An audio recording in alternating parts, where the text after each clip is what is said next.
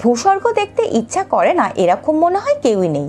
কাশ্মীরে শ্রীনগরে ঘুরতে গিয়ে বা যারা ঘুরতে যাবার প্ল্যান করছেন তারা হাউস বোটে থাকার কথা নিশ্চয়ই ভাবছেন। ডাল লেকে হাউস বোটে থেকে লেকের মনোরম দৃশ্য সাথে ভাসমান বাজার ছাড়াও বেশ কিছু ঐতিহাসিক জিনিসও দেখার আছে। ডাল লেক ভৌগোলিকভাবে 4টি ভাগে বিভক্ত।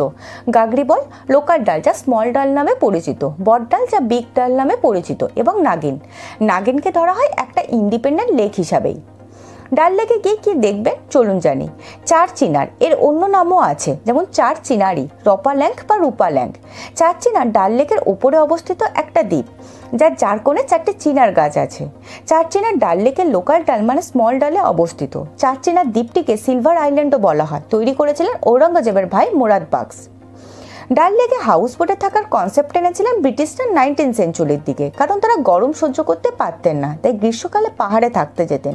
তবে কাশ্মীরে তারা কোনো জমি বাড়ি না করতে পারায় লেকের ওপরে বোট বানিয়ে থাকতে শুরু করেছিলেন। শ্রীনগরে ডাল লেকে গিয়ে যে শালিমার বাগ নিষাদ বাগ দেখতে পান তা মুঘলদের তৈরি। শালিমার বাগ 1619 খ্রিস্টাব্দে জাহাঙ্গীর তৈরি করেছিলেন, তবে বর্তমানে এটা একটা পাবলিক পার্ক। নিষাদ বাগ 1633 খ্রিস্টাব্দে জাহাঙ্গীরের শালা আসিফ খান তৈরি করেছিলেন। আর ক্যাশমিসাই এটাও একটা ছোট্ট বাগান, মুঘলদেরই তৈরি।